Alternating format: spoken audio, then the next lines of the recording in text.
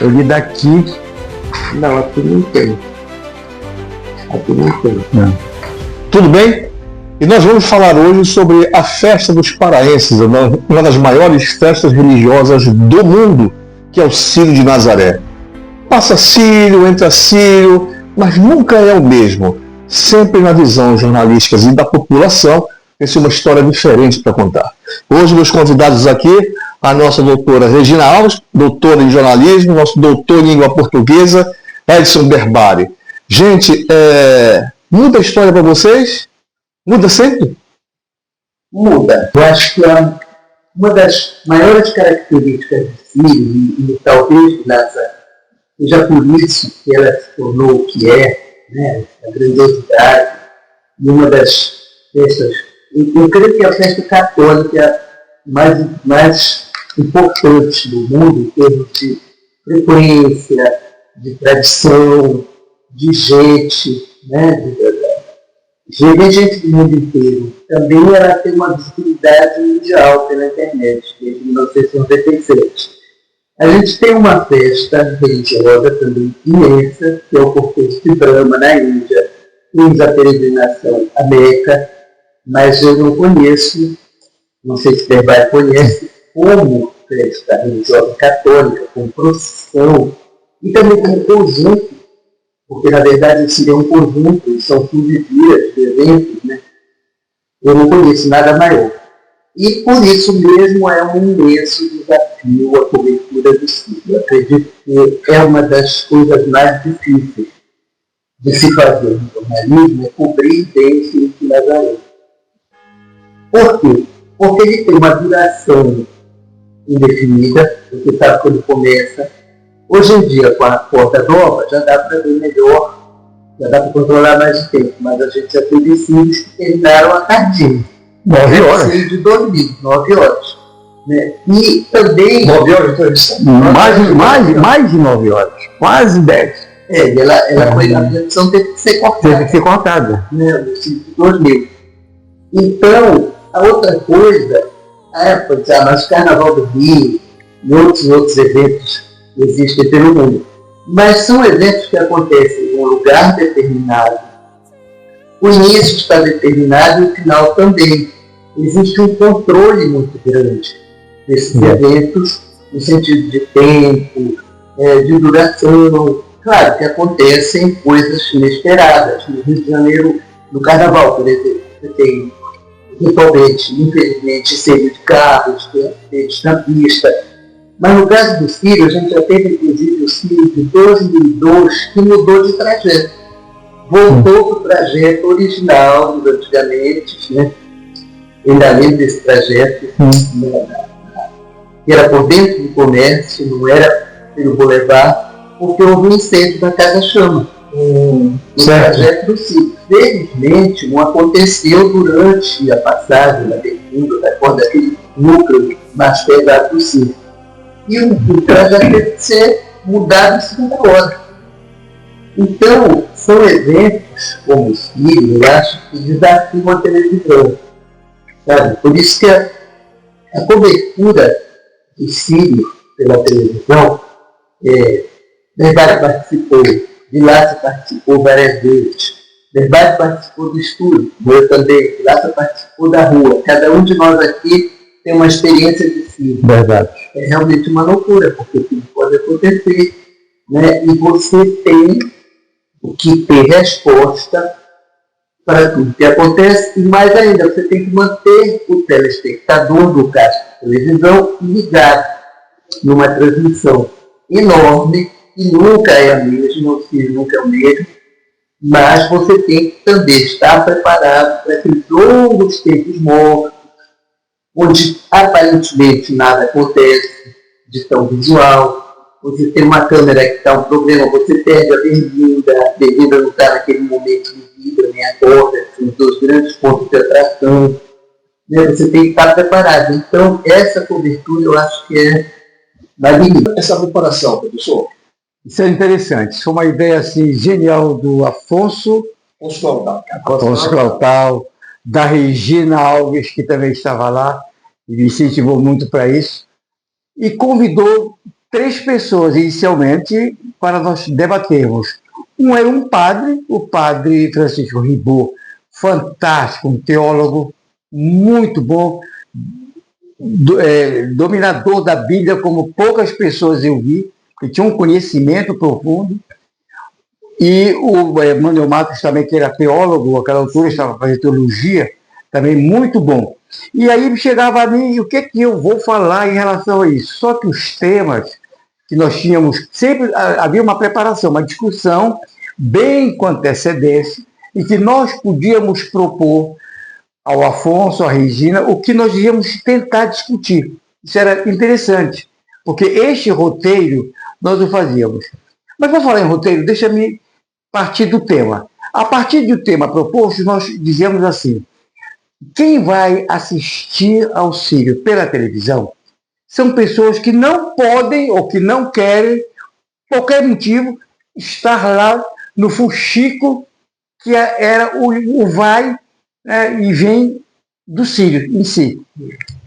Então nós pensamos, tem que haver momento de oração, tem que haver momento de canção, tem que haver momentos de reflexão. E aí é que pauta a história da gente. Onde nós entrávamos era na reflexão. Então, esta ideia da reflexão era fundamental. Então, como é que eu me preparava para tanto? Recebia o tema, eu mesmo me fazia algumas perguntas, submetia essas perguntas a eles me davam o aval, e aí eu começava a estudar, e sempre utilizando do aspecto da realidade para a Bíblia, e da Bíblia para a realidade. Mas sempre colocando Maria, porque de todas as mulheres que aparecem na Bíblia, é a única que é chamada de bem-aventurada. Portanto, isso era fundamental que eu sempre tivesse como esse ponto de apoio. Então, a minha experiência foi a reflexão nesse sentido. E eu queria sempre levar para aquela senhora que estava lá na cozinha fazendo o almoço do Sírio enquanto esperava a família chegar para o almoço, ou aquele preso que estava no presídio sem poder estar conosco, mas também queria estar lá, a pessoa que estava no hospital que queria rezar e não tinha como.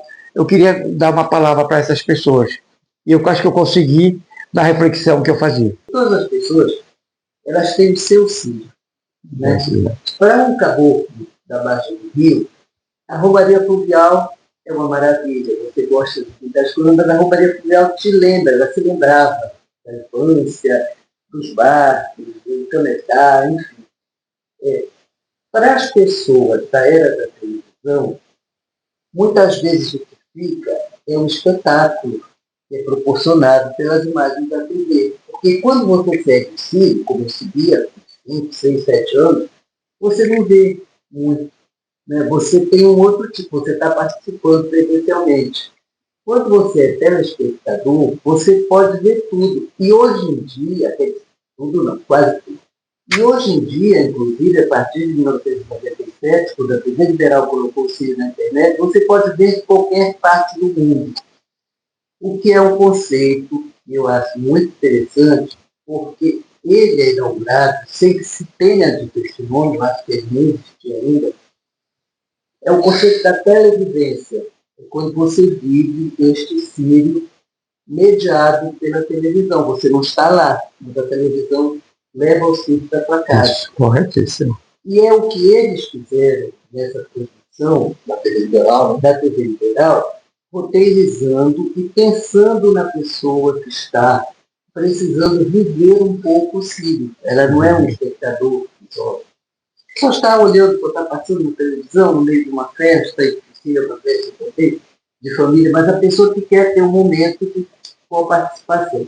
Eu chamo, quando eu estudei o Sírio, né, na universidade, fazendo um mestrado em comunicação e cultura, eu chamei esse período de vocês de cerimônia televisual, porque o que eles queriam era uma cerimônia, né? Instalam e roteirizam isso com base no jornalismo, no telejornalismo. Mas eu só queria lembrar isso em 1971, sem que existisse esse conceito, pelo menos eu não conhecia. Século passado. Século passado. E eu ainda criança, eu ainda acompanhando o Sírio com a minha mãe. A TV Marajoara, em 1961, poucos dias ela foi fundada em 30 de setembro. Poucos dias depois, no segundo domingo de outubro, ela faz a primeira transmissão direta, entre aspas, do Sírio, né? Na verdade, não foi de todo o Sírio, foi de aspectos do Sírio, lutando contra uma falta de equipamentos total. Ainda era cinema. Para a gente... Eles tinham aquela câmera chamada Auricon, que filmou a inauguração de Brasília. Exatamente. E quando eu comecei na Marajoara, eu trabalhei com esse equipamento. Trabalhei Auricon. Ela conseguia gravar áudio e vídeo em filme, né, em película. Então, para sair com ela, era uma coisa muito importante. E o negócio do jornalismo que eu aprendi na TV Marajoara é que não dava para errar. Porque um centímetro de filme custava muito caro. Exatamente. Não podia gravar por cima. Né? Não podia gravar por cima. Agora, o detalhe é que deste filme, que ainda era mais criança do que eu, é que nem foi a Auricon ainda, porque ele era filme mudo. Quem me disse isso foi o Rubens Onetti, que junto com o Milton Mendonça foi um dos repórteres cinematográficos deste primeiro filme. Então ele saía com 5 minutos de filme, ele só podia gravar 5 minutos de filme. Aí ele gravava, por exemplo, os fogos. Ele gravou os fogos. Ele já tinha um roteiro prévio. Né? Tantos segundos para ir. Aí gravaram a saída, despacha para a TV Marajoara, que era em Nazaré.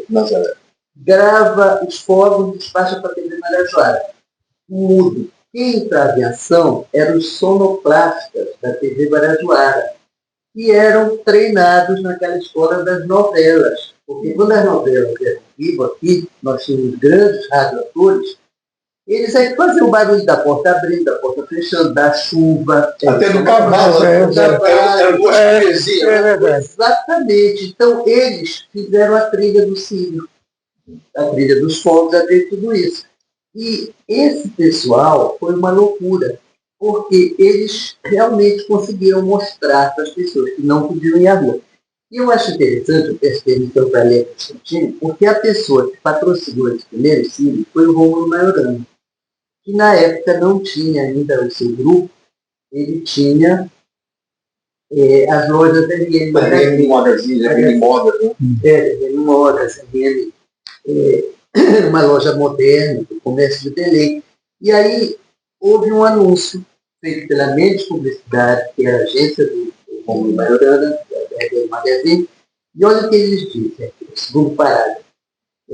O título do anúncio era assim: um brinde especial da TV Marajoara e das lojas RM ao povo paraense. Aí olha o que eles dizem: é a primeira vez na história do Pará que todos os que aqui moram, é uma unanimidade, todos os que aqui moram, podem ver o Sírio, mesmo os enfermos, mesmo os que não podem caminhar, mesmo os anciãos que não mais saem à rua, todos vão ver o Sírio e comungar com os romeiros do mesmo sentimento de fé, que, neste dia, é o denominador comum da gente paraense. Então, esta é uma promessa, né, que foi parcialmente cumprida e que acabará sendo cumprida em 1997, quando o Sírio vai para a internet. Só acho que o Sírio permanece, porque também a permanência do Sírio, porque ele soube se adaptar. É um evento, não é que ele tenha sabido se adaptar, não foi ele, mas ele tem uma permeabilidade que ele recebe muitas contribuições ao longo do tempo. Então, a gente vê que isso, talvez seja, a gente tem hoje, depois de tantas brigas entre o profano e o sagrado, eu concordo com o Vitório Alves, que foi o primeiro a fazer uma dissertação de mestrado sobre o Sírio Carnaval Devoto. Ele diz que não deve se fazer essa separação de profano e sagrado, porque as coisas estão juntas no Sírio. Então, toda essa briga em relação a esse aspecto festivo do Sírio é uma questão de religiosidade popular versus o que diz a hierarquia da eclesiástica. Mas no fim tudo se junta. Então, o que é que eu acho interessante? Quando que nós pensaríamos dizer as romarias que nós vemos hoje em dia? elas hoje são 14. Foram sendo criadas. Algumas, eu já vi várias vezes, a Romaria dos Jovens, por exemplo, parece uma micareta. É uma alegria, eles pulam, imagina. Né? Precisa de uma corrida, né? Eles são muito alegres, é uma outra maneira de louvar. E o estado do Pará é o estado católico brasileiro que mais tem romarias, procissões, salvo engano, 115 procissões anuais. Tem um detalhe interessante aqui. Há uma pequena distinção entre o que é uma procissão e o que é esta romaria. Pois é, então, só assim para a gente entender bem. Por exemplo, o Círio, uma vez eu participei de um TCC, de um aluno de teologia, eu fiquei admirado que ele colocou o título Si e entre parênteses Rio, Sírio. Aí colocou assim, Sil abrangente, que era essa ideia. Quer dizer, por que esse rio?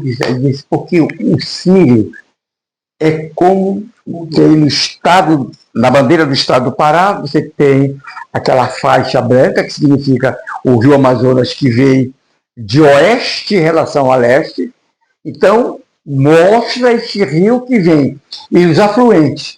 Então, o Sírio de Nazaré, que é, entre aspas, o pai de todos os outros, faz essa imitação. Então, a procissão é uma organização.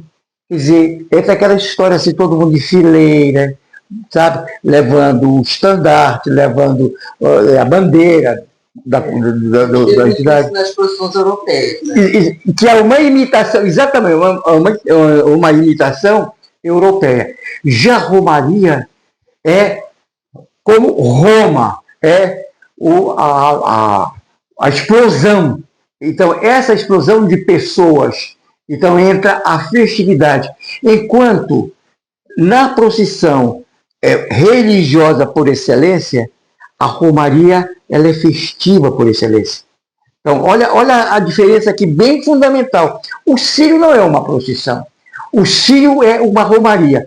E quando você fala que são 14 romarias, você vê que todas elas têm uma alegria, uma manifestação diversificada. Das motos, você que... Quando termina a fluvial, tem a das motos. Isso, que começou com 6 pessoas. 6 pessoas. E de repente hoje são, parece que 100 mil motos que andam nessa cidade aí. É uma loucura. E congrega não apenas católicos, mas todo tipo de gente. Incluindo, nós temos, nos nossos trabalhos que nós fizemos quando estávamos na TV, era a turma de Umbanda, que também participa dentro de uma dimensão desta romaria.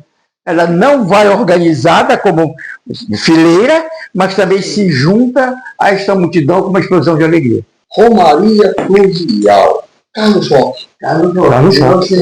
Exatamente. Isso aí, nossa, é uma coisa, uma imagem fantástica, né? Como é que a Igreja Católica aceitou esta Romaria fluvial, partindo talvez da música do Barato, e a rua, né? Será que não foi isso? Pois é, mas veja bem, eu queria até voltar, porque o que eu ia dizer exatamente, para mim parece que a síntese dessa confluência toda, né, de rios, está exatamente, olha só, tu tens a Romaria do Traslado, que leva a senta para Ananindeua, depois ela vai para Coraci. Aí tem a Romaria Fluvial, que não é uma criação nem da igreja nem popular, mas alguns cantos. É a criação de uma pessoa, Carlos Roque, que foi um grande cronista do Círio, tem inclusive reportagens na província do Pará, que fez um livro muito interessante, a história do Círio que nasceu em Nazaré, e o Carlos Roque era presidente da Paratur. Ele teve a visão também do turismo, que é uma coisa que muita gente consideriza. Eu conheço, tenho alguns amigos que acham que é uma interferência na fé popular, não é uma criação popular, tudo bem, mas ela foi abraçada pelo povo, né? E pelos ribeirinhos, e também, eu fiz várias vezes cobertura de lá. Os sabes que os ribeirinhos vão para a beira, soltam o seu foguetinho, o peixe. A Romaria, Carlos Roque, entre aspas, e o povo abraçou. Tu tens a chefe de Estado, tu tens todo aquele pessoal do Pavulagem, e tu tens o ronco das motos que vão atrás dela pela Presidente Vargas. O João Jesus Painoleiro, ele tem um poema e ele mostra a coisa incrível que é essa imagem das motos atrás dela. Porque se a gente for voltar, não é o caso também, nossa, todo mundo aqui é jovem, mas se a gente for lá para os filmes dos anos 50, o que era a moto? Era o símbolo da juventude transviada. Década de 60, né? Década de 50, quando tinha James Dean, que era a juventude transviada. Então, de repente, o que é mais recentemente? O Hell Rangers, nos Estados Unidos, né? Uma verdadeira gangue motorizada. Né? Com os casacos. Tudo é contra disso no exterior. Eu cheguei a ver os Hell Rangers lá pela Europa e tal, com aqueles grupos enormes de motos. E aquela gente toda está atrás da Nossa Senhora de Nazaré, prestando homenagem a ela. Eu acho que isso é um pouco, essa chegada, um pouco uma síntese de como o Círio pode ser plural. Sabe? Pode ser múltiplo, como ele absorve essas coisas. É interessante assim, né? Convergência, né? E... a chegada da Santa, a saída com todas essas outras vertentes aqui.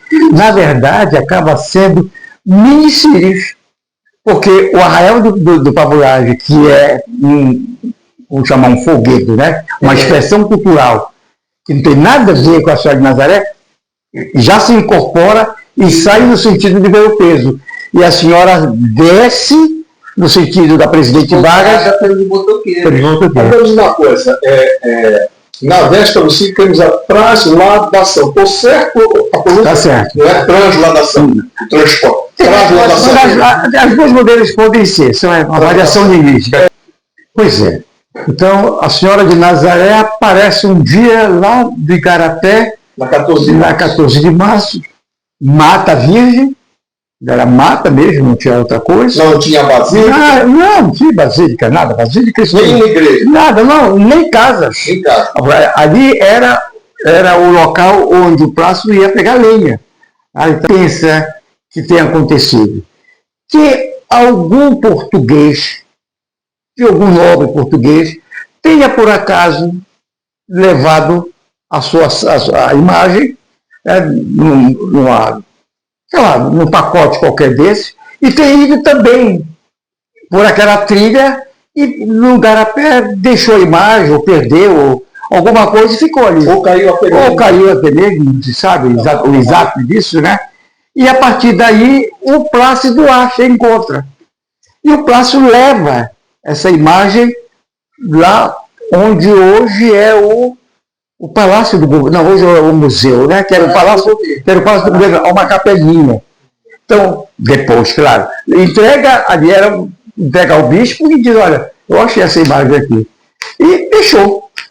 E segundo a lenda, ou sei lá, conta-se o rito fundador da história, melhor, o rito fundador. Diz o mito fundador. Diz então que teria voltado a imagem naturalmente, milagrosamente, teria voltado para o mesmo local onde o Plácido tinha encontrado da primeira vez.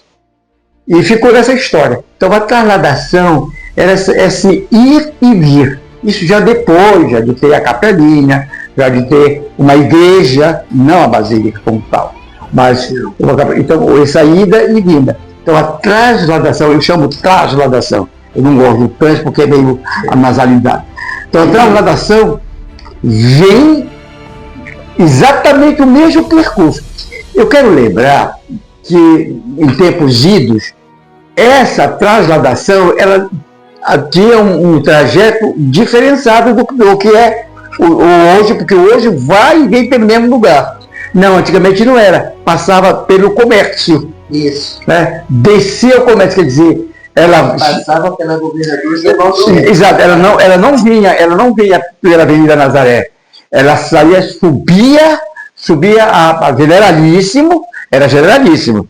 Subia e pegava a José Malcher e ia até, dava o contorno da Praça da Rua. Sempre não ia pelo mesmo trajeto que o Círio viria. Então, até chegar à Sé. E ao chegar à Sé, ela voltava no dia seguinte. Não sei se você chegou a pegar isso, porque nós pegamos isso. Nós pegamos isso. E sempre foi assim, tardezinha à noite, geralmente era noite. Hoje é um pouco mais cedo, porque muita gente, mas antigamente era 6 horas da tarde que começava. E por que fica no gentil? Por que a imagem, chamada imagem peregrina, é uma outra imagem no Sírio? Porque essa imagem, que se chama verdadeira, que foi achada, que está no nicho da Basílica de Nazaré, de glória, né? Do glória. Ela só sai pouquíssimas vezes, só desce pouquíssimas vezes. Por exemplo, uma das vezes é quando o Papa esteve aqui e que ela foi levada para aquela situação. Outra foi do próprio Sírio 2000, que também... 1992. Que aconteceu isso. Eu penso talvez que a prorrogação nacional. De que foi a ideia de parar a prorrogação? Porque o Edir de Leco, que era o produtor, ele conseguia um rádio e estava falando que os caras estavam comandando o deslocamento da Beleza. Aí disse, não, vamos parar aqui, vamos parar aqui. Isso é coisa eu não sei, eu queria... Eu não sabia dessa, eu estava... Eu sei que a Romaria parou, o Jornal Nacional. Eu vou ser preso. Não vai ser. Vamos lá, essa altura não são. O negócio foi o seguinte, já prescreveu o crime. O negócio foi o seguinte. No jornal hoje, entrou a matéria do Vilaça. Não foi? E eles acharam belíssima a matéria e tal. E aí, do Fluvial. Todos os anos ia, mas esse ano, como era um ano especial, 200 anos do Sírio e tal. E é engraçado porque no mesmo dia, no mesmo sábado à noite, estava se realizando a Oktoberfest. Santa Catarina, Aí, duas coisas diferentes, mas duas coisas de massa, né? Duas festas de rua, grandes. Aí, eles queriam mostrar o Sírio na hora do Jornal Nacional, mostrar as imagens ao vivo. E a gente explicou que seria uma coisa difícil, porque quem é que consegue, né, comandar o Sírio? É muito difícil, nesse tempo era mais difícil ainda. Só que aí o Edir, que era o Edir, um grande produtor, magnífico produtor, ele loucamente foi para frente e conversou com a diretora. Não, ele estava com o rádio comunicador, conversava diretamente com quem estava a guardação. Mas ele foi também para perto dele. E o Vianney, acho que ficava na TV, eu sei que eu estava no suíte, no corte, onde sai as imagens. E aquela confusão, vai entrar, não vai entrar, e consegue, não sei o quê. Eu sei que pela primeira vez na vida, se conseguiu reter um pouquinho, ninguém prejudicou ninguém. Eu acho que a Santa abençoou, porque ela também queria... Era o momento dela, né? Era o momento dela, né? Também é uma imagem muito forte para quem estava fora, não existia internet. Eu morava de 10 minutos. Acabou, ele tinha deadline, que eles chamam, a hora de início de entrar e o início saía. Então, foi uma chance também dos paraenses de fora assistirem, né? Viverem em Santinho.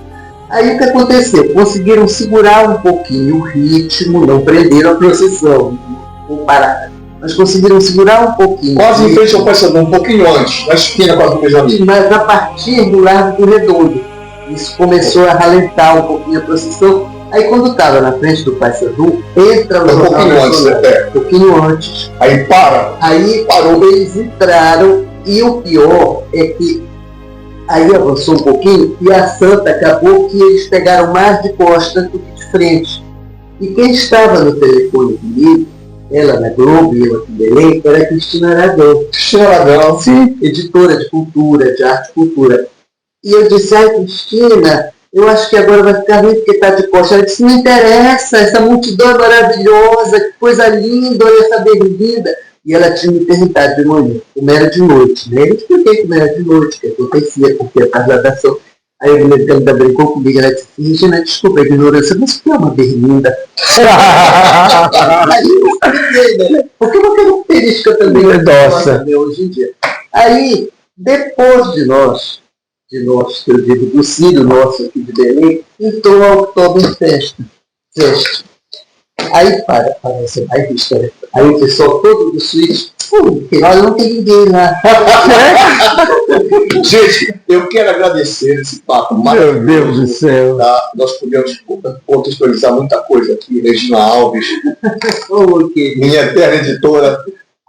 Isso vale o ano. Te agradeço por tudo. Poxa, meu amigo. Meu pai.